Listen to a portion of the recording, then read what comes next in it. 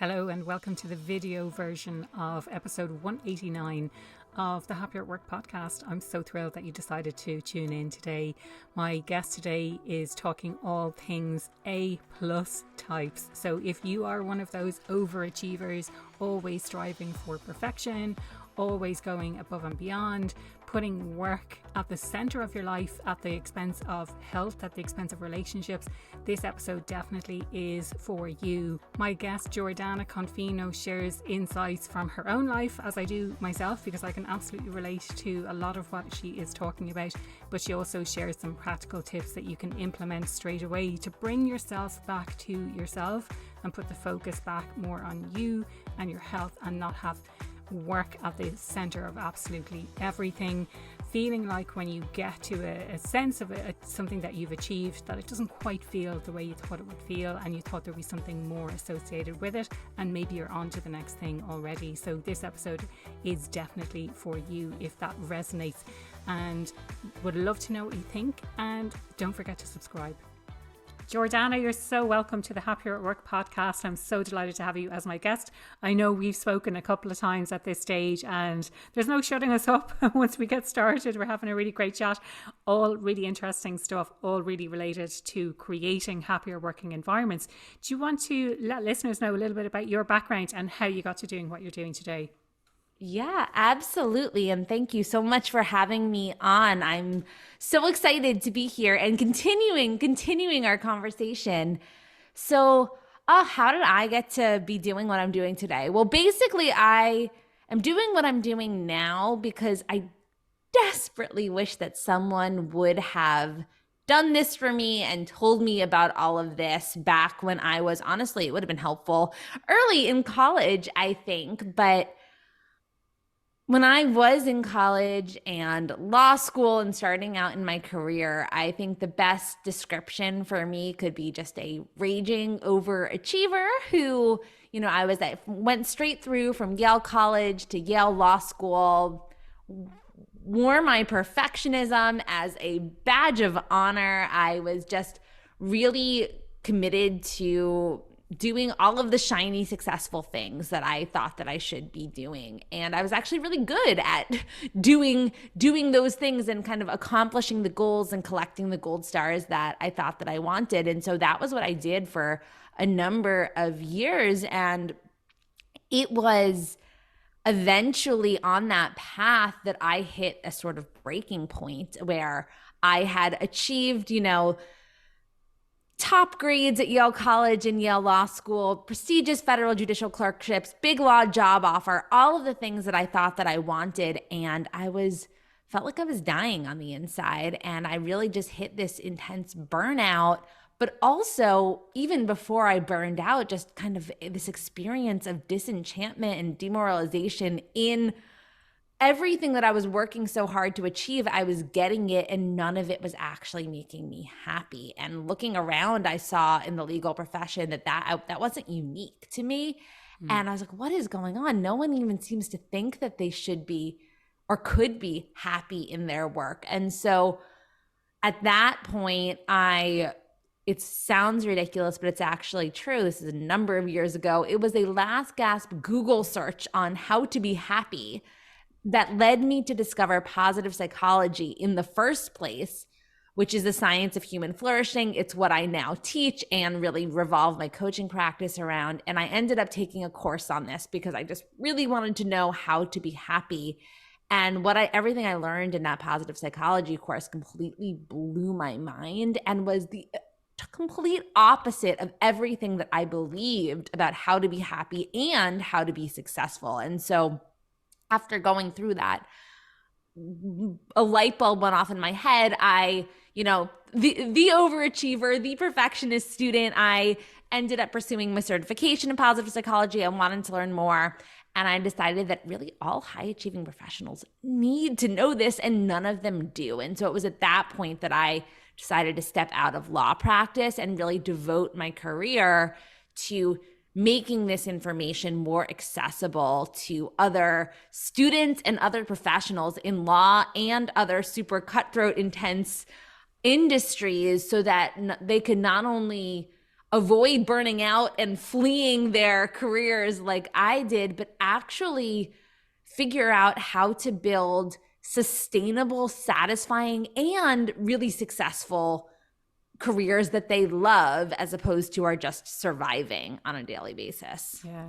I think everything that you've said there, Jordana, is relatable, especially to me. I can absolutely relate to everything that you're saying, but I'd love to take a little step back for a second and get an understanding of why, like, where did that inner drive actually come from? So you had this inner drive that got you to a stage where you were just kind of looking around, then you reached everything that you wanted and you're looking around going, this doesn't feel like I thought it would feel. Why do I feel like this?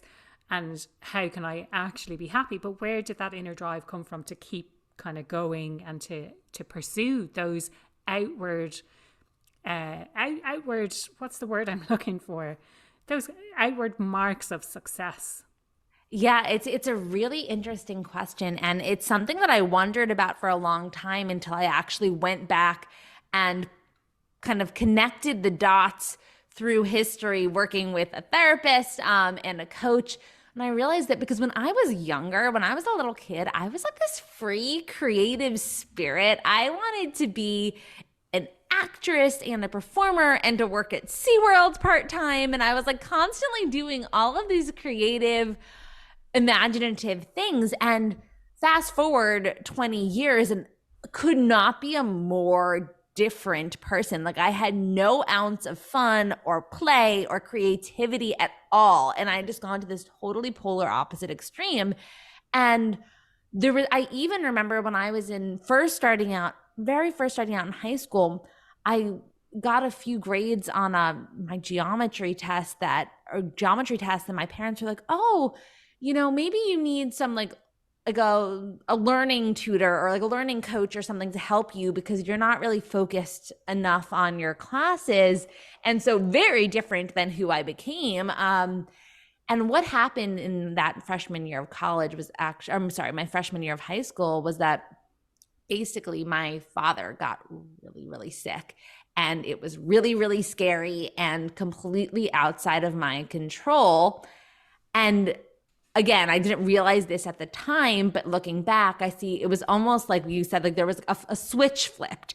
And after that, I never got anything less than an A basically on a test ever again. I just became so intense about studying. And what I realized was that when I really focused in, as long as I worked hard enough and was diligent enough, which I just became super willing to do, I could almost make my grades perfect and I could bring home those perfect grades. And I think I felt like, oh, well, this will make my parents happy. And like, this is something that I can control. And this is how I can be the good daughter. This is how I can be the good girl. Fast forward to college. I didn't think at that point, having been valedictorian in my high school, I didn't think I could get more intense. Then I had a horrible breakup the beginning of my second year of college. And again, it felt like things were spiraling out of control. And I was feeling bad about myself, in this case in particular.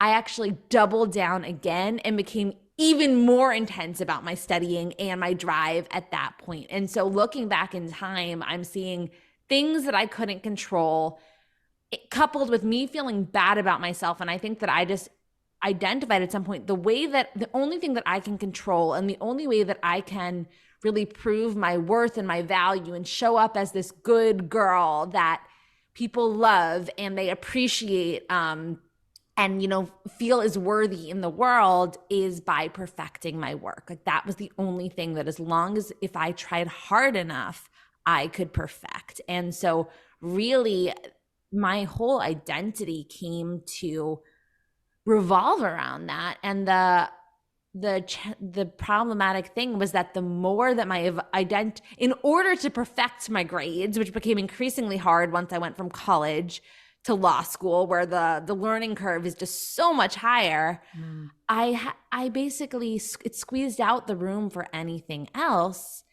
And therefore there was no other aspect of my identity at that point. So it got to the point where I was like, well, if I don't graduate with literally perfect grades from Yale Law School, then what do I have to show for myself? Like, that is who I am at this point. And so everything became so bound up in that the stakes felt so high. And I think that was really how I got to that breaking point that I did relatively early. I feel like a lot of people get farther into their careers before they completely burn out. And I was pretty young, but I think it's just because I was just so intense.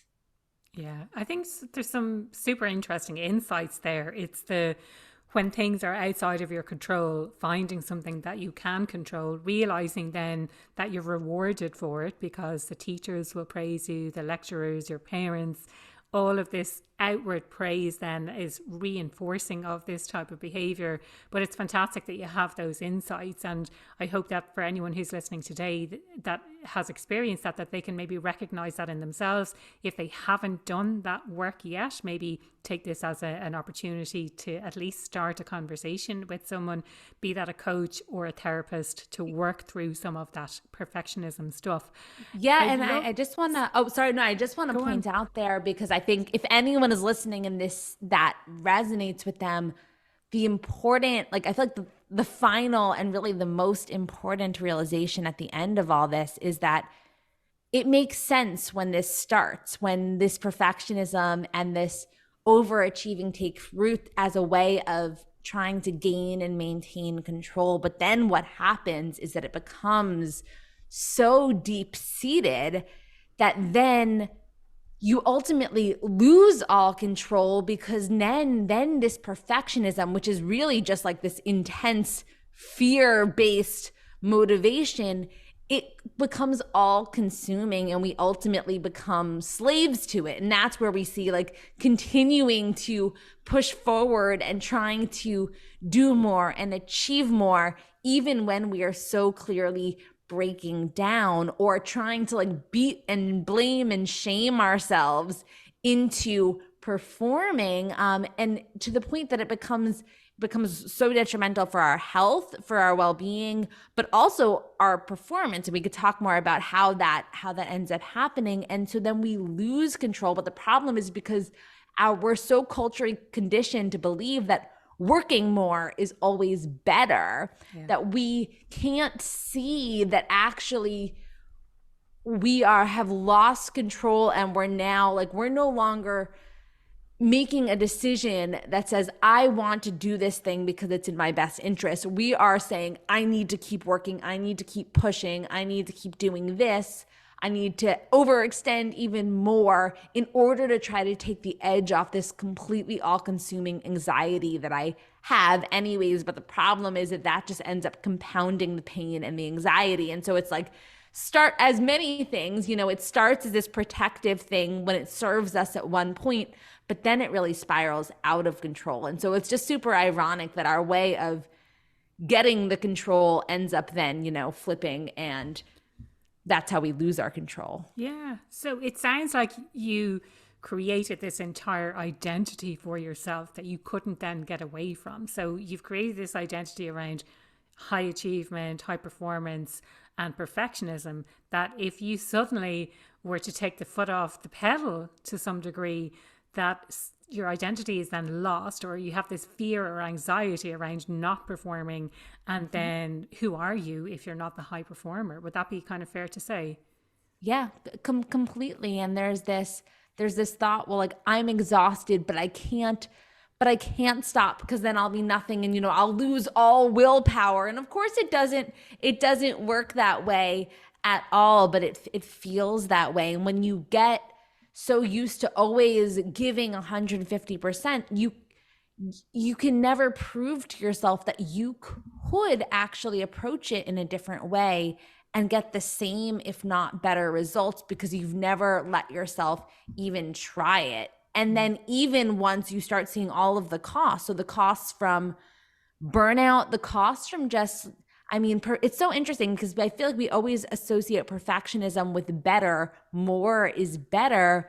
But once you're, whenever you're trying to do higher level work where you actually need some creativity and like space for really, deeper problem solving or generating new ideas or building relationships in any way, so not just like grinding out work, then all of a sudden, like if you are spread too thin, or if you're not giving yourself any time to rejuvenate or process or investing in any of the aspects of well-being, relationships, meaning, purpose, engagement, physical health that have actually scientifically been shown to enhance cognitive functioning, problem solving, creativity, like you can't possibly be doing your best work. But even if you understand that at a rational level, you can't take your foot off the gas because of this internal compulsion to just keep doing and achieving for fear of what might happen if you just let yourself pause for even a minute. Yeah. We'll come on to some of the solutions around this in a second, but I'd love to understand a bit more about the day-to-day experience that you had when you were in that situation. What was going on for you, from an activity perspective, from a mental perspective, from a relationship perspective? I'd love to understand what the daily reality was for you. Oh my goodness. Well, from an activity perspective, there was just a lot of pushing and work and pretty much nothing else. I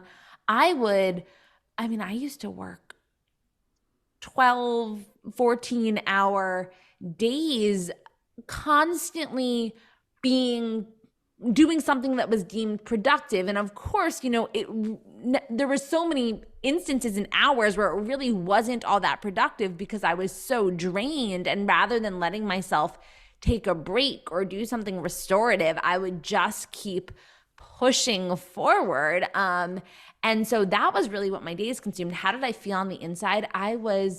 Eva, I am not lying when I would say I was so lonely, it physically hurt. Oh my gosh. And just going backwards here, my number one value, which I did not figure out until this was around right before the positive psychology or the Google search, how to be happy Google search. Finally, I did a values discovery exercise where I actually identified what my core values are, a question that I literally never asked myself in my life before. And I identified what my core values are. Top ones: love, connection, authenticity.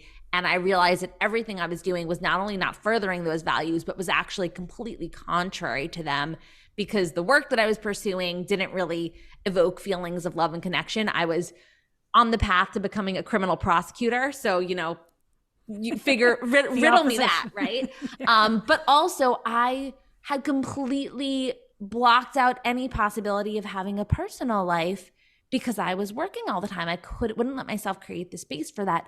But what I've always wanted more than anything is to feel loved and valued. And there is nothing that is more important to me than my interpersonal relationships. And so I feel like I was working so hard to try to feel worthy and good enough so someone could love me, so someone could make me feel cared for.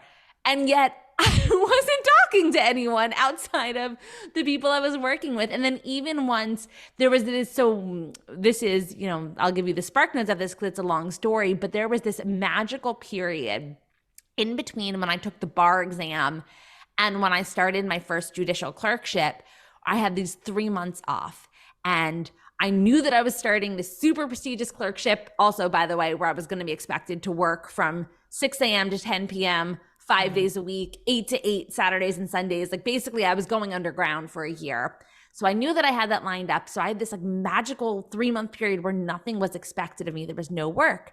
And I met my then husband during that period. And I remember I was like, okay, I've got 3 months to make this guy fall in love with me before I go underground for the next 2 years.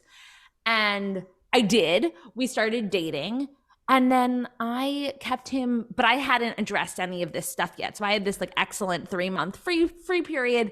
And then it went back to normal life. And I mean, he is just the world's most patient man, thank goodness, because he stuck around. But I I made no space for that relationship basically that year because I couldn't at that point. Like I physically couldn't bring myself to do it, to push back against the work or the way that I thought that I had to approach the work. And it was just so ironic because all I wanted was to feel loved and valued. And there was just this compulsion that the way to make that happen would be working more which had the direct result of me not creating any space for the relationships, but also wearing myself down so much that when I was with other people, I was like this shadow version of myself because I had no energy and I was so depleted. And so it was just so ironic. And then also just to kind of complete the picture of what things looked like,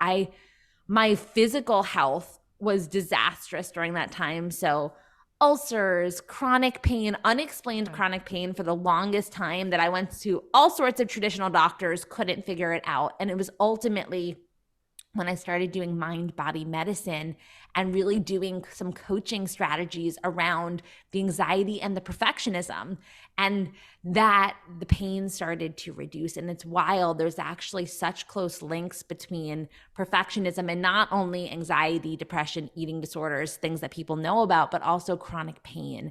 And it's so interesting how these like self-critical, self-judging, self-doubting thoughts not only take a toll on our mental health and on our sleep, but also on our physical health as well.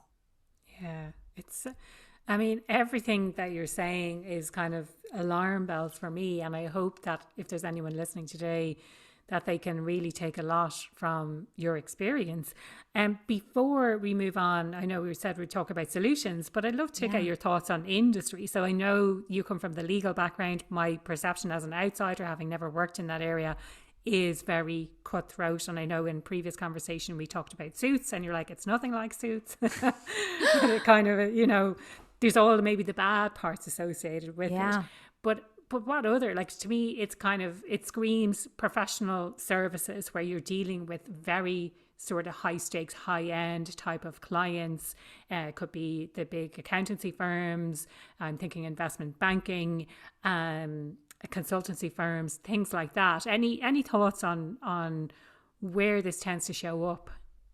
Generally. Yeah. And I think that you're right. So I mean, the law, it is cutthroat. And I think that, but so is business, so is finance, so is consulting. And I think that so is medicine. And I think that any of these super intense, high stakes, demanding industries, they really glorify perfectionism. So not that they glorify it, they reward it. And they say like these, and so when you ask someone like, what does it mean to be a perfectionist? What most people will say is like, oh, well, being super driven, super type A, like commitment to excellence, meticulous attention to detail. And all of these things are demanded and rewarded in these industries. What they don't say is this, what I actually believe is the root of all perfectionism, which is this deep-seated fear of not being good enough and not being worthy, and responding to that and trying to drive yourself forward through self-criticism and self-flagellation and self-doubt.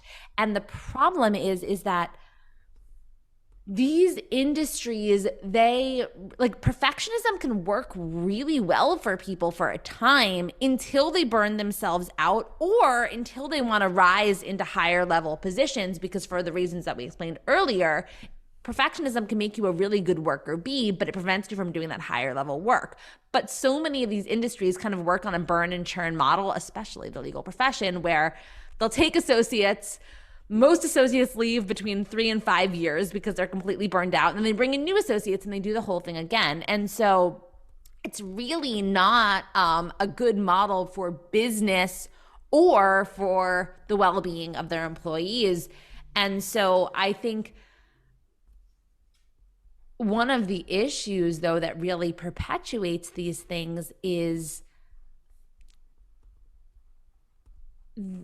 the lack of humanity within these organizations. And so, of course, anyone who's gotten to the top, they've made 1,000 mistakes in their careers because humans make mistakes. And for good reason. Making mistakes, it's inevitable, and it's also how we learn and grow and actually develop our capabilities.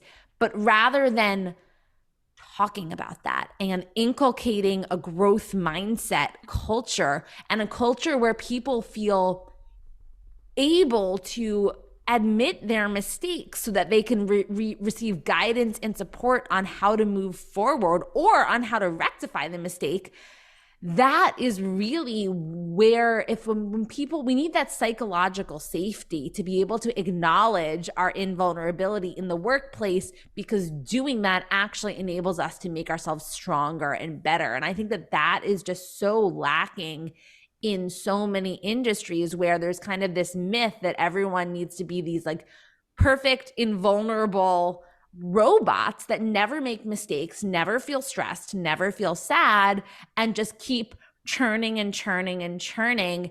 And that just ignores, one, it ignores like all of the pains that people go through, that if we recognize them and normalize them, it will take away from these feelings of unworthiness and imposter syndrome that really feed perfectionism. But also it can open us up to fueling all of these other positive sources of motivation. And so going back to what I said about perfectionism, it's really driven by, we try to use self-criticism and self-judgment and fear to make ourselves work hard enough. So it's almost like perfectionists, I say, are never playing to win. They're playing not to lose. So we're working so that we don't fail or disappoint others. So it's not like we're working to accomplish something good that will then make us feel great. We're working so that we don't feel bad. That is not a good, high quality source of motivation. Like, behavioral science will show you that that is not how to get the best out of people. What is show them how they can play to win by tapping into their values, giving them a sense of meaning and purpose, making them feel like they belong and are part of a team that's invested in them and cares about them. That's how you can fuel better performance. And that, I feel like, is so lacking in so many of these industries. Yeah. Do you see things starting to change, even at, very slowly or very, small little pockets? But do you see things starting to change at least?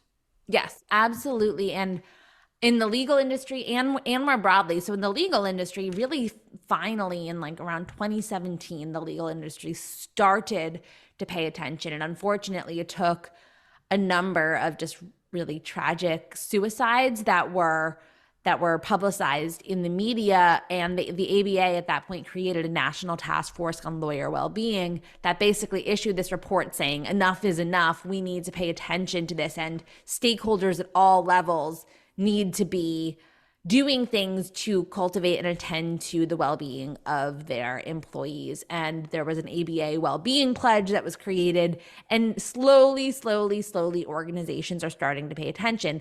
I think because some of them care about the well-being of their employees, some, and also more research is coming out showing why this is actually really good for business and really important for organizations' bottom line. So investing in the well-being of your employees, it's not just important as a humanitarian matter, which it is, but also like, this is how you're actually going to get the best out of your people. This is how they're going to stay longer and perform way better while they're there. And so increasingly we're starting to see changes. And of course, like anything, there's some organizations that are like really making excellent changes, and some that are making really small changes, and some that haven't made any yet, but you're starting to see it change. And another change that we're seeing, and I know this because I'm still working full-time.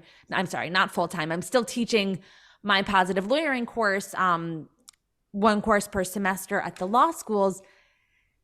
Gen Z and the current crop of employees coming out into the workforce, like, they value this more, and they want to go to organizations that care about these things and actually care about them and are demonstrating that they care about them in a meaningful way, and they're voting with their feet. And so we're seeing more employees across industries saying, I want to go to a place that really cares about my well-being and is like putting its money in where its mouth is. And then we're seeing organizations responding as well. And yes, the change is slow, but it's starting and it's increasing by the year, which is great. It's brilliant, and it is good for business. And from everything that you've just said, reducing burnout at work and facilitating that more creative thinking by having space within your day to do that thinking, to build those relationships as well. We haven't talked really about solutions. You've floated a few ideas, but do you have a specific framework or specific kind of process or solutions that you talk about with your clients?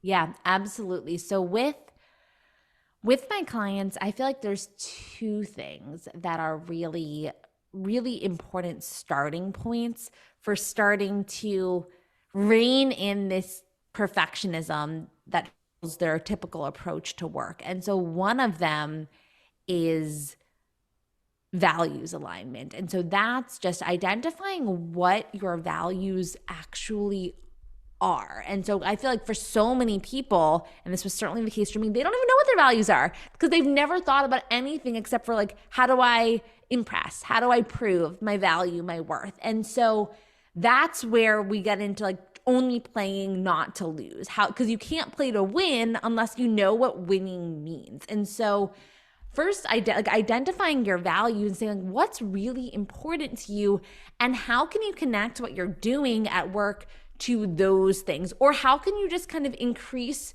your alignment with those values in your life so that you have a fuller sense of your identity, so you don't feel like you need to be just like slaving away to prove your worth through this one thing. And also, you know, it can open your eyes to, oh, your number one value is connection. Well, to what extent are you connecting with your colleagues when you're locking yourself away, ignoring everybody because you don't have time to do anything but your work? Oh, that's low. And what about your personal connections outside of work? Okay, that's low. And create that dissonance for people. And then creating really even just like little micro steps. So like, how can you honor that value, you know, 1 point more in your day tomorrow? And I always like to start with these micro steps, not like, oh, you need to throw out your job and start completely anew, because for most people, that's neither practical nor desirable. But there's so many little things that we can make to better align our lives with our values. And then if we start building those intrinsic feelings of meaning and purpose and connection, we'll no longer feel so hollow. And what we're doing with the perfectionist striving is we're trying to fill this hollow hole that we have in us with this extrinsic achievements that are never actually going to fill that hole. So that's one thing. The other thing, which is I think actually the most powerful tool that anyone can use for both their well-being but also their performance, and it sounds really counterintuitive, is cultivating self-compassion. And this really goes to what I was saying earlier about fear and self-criticism and self-doubt fueling motivation for perfectionists. And so many of us have been really raised and culturized to believe that self-flagellation is the best way to motivate ourselves. But actually, it's amazing. There's so much research showing that this is actually the opposite of the case. And so Dr. Kristen Neff, who's a leading expert on self-compassion, has shown that our inner critics and beating ourselves up actually is really not conducive to motivation or performance, because what it does is it just it deflates our self-confidence and our energy and makes us so scared of making mistakes that we don't even put ourselves out there. And so we are more likely to just opt out of any challenges that would enable us to actually further develop our skills and increase our performance, because we're just so obsessed with like looking good and looking like we're not making mistakes. And so if we beat ourselves up every time we make a mistake, we just will never try again, which will stifle our growth. But also, when we are beating ourselves up on the inside, or when we're beating ourselves up and we're saying, you're not good enough, you're going to fail, what if you can't do it? What this does is it inflames the amygdala, which is the part of our brain that governs emotional reactivity. And what that does, it's called amygdala hijacking. It actually effectively turns off our prefrontal cortex. It stops it from operating.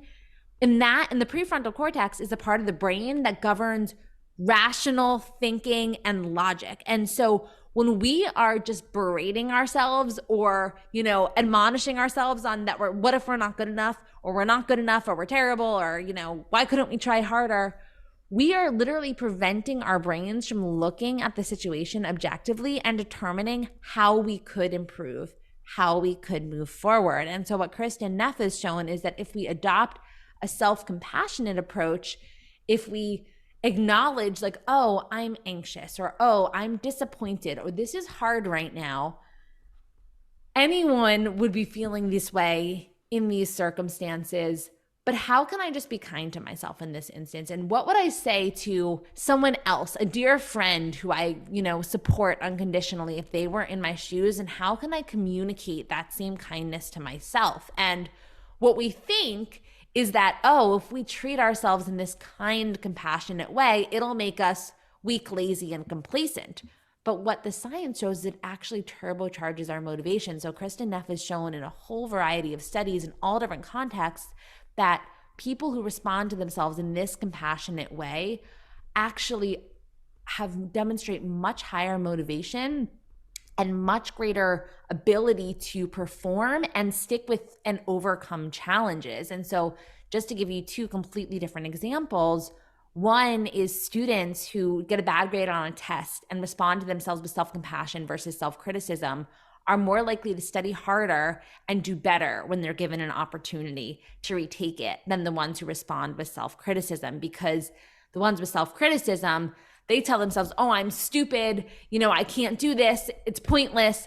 They're or just like, what's wrong with you? You should have done better, study harder.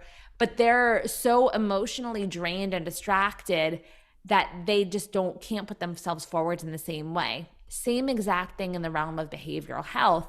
People who treat themselves with self-compassion are much more likely to stick with exercise, healthy eating, smoking cessation regimens than people who try to motivate themselves with self-compassion. And if they have a setback, they're much more likely to get back on the bandwagon if they respond with self-compassion rather than if they respond with self-criticism. And so the science shows like it's the opposite of being complacent or lazy. It actually fuels our motivation and our performance. And so self-compassion, I think, is probably one of those things. I know for me, I was like, absolutely not. I'm not going to go anywhere near this because it's so fluffy and, it's going to make me lose my edge.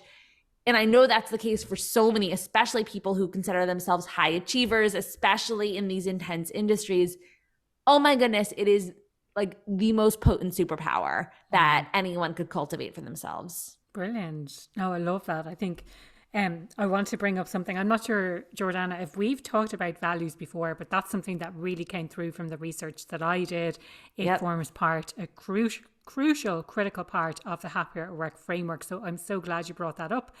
And interestingly, what you were saying, like that you didn't know what your values are. I think a lot of people don't know what their values are. I certainly didn't when I still worked in an organization. I knew what the company's values were, but I saw a huge disconnect between what the company said the values were and the behavior and the bureaucracy within the organization, a total mismatch. So if you're lying about this, then what else are you lying about? That's all I can kind of think of it as. Like there wasn't a connection between what they spoke about and how things were done, essentially, not even how people behaved, but how things were done.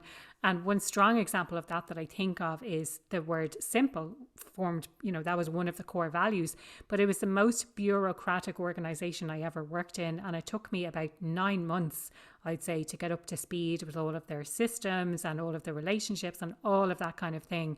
So I think understanding what your values are and how you described it as how can you play to win when you don't know what winning means. And winning is getting to activate those values, getting to live those values on a day-to-day basis rather than just kind of blindly keeping going where you're going. So again, maybe another practical thing for someone to do is to assess what their values are. You mentioned that you took an assessment. Like, did you take a well-known assessment, or how did you go about doing that? Yeah. So at that time, it was just my therapist literally gave me a list of values. And, she said, It's a great place to start, isn't it? check off all the ones that resonate with you, and then narrow it down to your top 5, and let's talk about it. I've subsequently actually developed a values discovery guide that I use with my clients and my students to help them kind of work through this process of like, what are the values? What do they mean to you? Why are they important? To what extent are you honoring them? What are action steps that you could take to bring yourself in greater alignment? I think, and I know so I have an assessment like that. I'm sure you probably do too when you're happier at work. And I think I cannot emphasize enough how valuable those are. But it's so interesting that, for me, one thing that was fascinating was I did that and I identified the action. I was like, okay, I got the values. I see the action steps, but then there's actually doing them, right? And for me, I couldn't do them. And that was when I realized, oh, I've lost control. I've ceded control to this deeply ingrained perfectionist who now sees the writing on the wall, knows how wrong all of this is, and is yet still like doing all of these things that are contrary to her values, like because she cannot stop. And that's where I think adding the self-compassion piece on, because cultivating your unconditional self-worth, I think, is the best antidote. And of course, you need other things too. You need boundaries. There's lots of other things that come in, but that's the place to start in terms of filling that hole of the fear so that you can then start taking those scary steps towards better honoring your values. Also, just what you said about the organizations before, you make such a great point. When you're trying to ascertain the values of an organization and whether they align with your own, don't just look at the organization's mission statement, because what the organization says their values are may have little to nothing to do with what values it actually embodies. And, so you do your homework, ask the right people the right questions if someone is in the position of evaluating where they want to work, rather than taking those things at face value, is so important. Absolutely, 100%. And yes, I do a values piece, and like I say, it forms a critical part of the Happier at Work framework. Yeah. But part of that is looking at whether or not the organization is living their values, essentially. So they say one thing is that the behavior that is being seen in the organization with the employees, what is the first-hand experience of people in that organization, with a view to when you are joining an organization that you can realistically assess whether that's a good culture match for you. They say one thing, but is that the lived experience of this? We could probably talk all day about this whole concept around values. And I love this idea of self-compassion. It's something, again, that's quite new to me in the last few years. And I love how you're so honest and vulnerable about you try to do this stuff and you realize now you're suddenly losing control, and maybe you won't get it right when you first start living in accordance with your values. And I think so many people we go off track a little bit and we lose sight of what our values actually are. And that's why we're so miserable at work a lot of the time. Yeah. So for me, you've brought some really, really fantastic insights to that conversation and helping people to maybe take an honest look and see, are you really happy doing what you're doing? Are you chasing to try and find fulfillment from the external rather than taking a look inward, really understanding what those core values are and whether you're living in alignment. And it's interesting you're saying about connection, and that's probably how we connected in the first place. And, from the get-go, we've just had these amazing conversations. Connection is a really core part of who I am. And I need to remember that, especially when I'm working alone. And I'm sure similar to yourself, you don't have colleagues that you can connect with on a regular basis. So I think remembering those things is really, really important. Anything else that you wanted to share, Jordana, before we wrap things up for today? Yeah, I'll just, on that point, I'll say it's so important to recognize how many even if you're working in the best possible work environment that the organization's values are almost perfectly aligned with your own, there are so many external pressures that are constantly pulling us away from our values and towards these extrinsic things. And so I think I'm so glad that you mentioned that, because I think it's so important to recognize, like, this isn't a one and done thing. Like, oh, I did the values thing. I identified my values. I made changes. Now I'm good. I think that having a process of like writing those values down, and then periodically, like every couple months or even every month, like, or a couple times a year, whatever it is, checking in, pausing, because I mean, how often do we actually pause as opposed to just racing through our lives on autopilot? Exactly, never. And reassessing yourself and being like, oh, actually, I've been pulled away from this value. How can I get myself back? And not looking at that deviation and being pulled away as a sign that there's something wrong with you, or that it's pointless and you shouldn't be doing this. I think I'm always, and telling my clients, don't try to perfect your perfectionism recovery. Recognize that, there's ups and downs, and we can, 3 steps forwards, 1 step back, take the steps forwards, go back. Like, we need to give ourselves that compassion and that grace, and recognize that, it's inevitable that we're gonna get pulled away, and that when things get stressful, when things get busy, we're gonna revert to some of these evolutionary based protective defense mechanisms that aren't actually serving us. That's human. That's what it means to be human. And that's okay. We can't necessarily control that entirely, but what we can control is how will we respond when it happens. And so, if you notice, oh, I had made all this progress and now I see I've been, pulled away from my values. I mean, take a hint from Kristen Neff. Treat yourself with some self-compassion there. Oh, how human of me. And then what's one positive step that I can take in that direction? And I think it's this kind of continuous process of assessing and then just letting yourself recalibrate gently is really the way to make sustainable change over time. Yeah, no, amazing. And one of the things that occurred to me as you were talking about that idea of the self-flagellation versus the self-compassion is this idea of the fixed versus the growth mindset. So I think maybe if you're stuck in this fixed mindset, and I'm also very aware that, this is not from the original author of the mindset stuff, Carol Dweck, but it's more for me, what I've noticed in my life is I can be fixed in some specific areas and growth mindset in other areas. But when we get things wrong and we kind of criticize ourselves, then that's the fixed mindset coming out. Whereas if you try and be aware of that, notice it, and then shift the thinking to, okay, what is one positive step that I can take? And then you're looking at the learnings that you can take from that, giving yourself some self-compassion and taking a positive step forwards. And like you said earlier, Jordana, like, skyrocketing or putting a kind of a rocket in it to really grow that motivation and help you to, again, I don't want to be going back to this, oh my God, and then you're hugely successful, but it's more you're able to come back to your values and what's really, really important to you rather than focusing on those external cues always.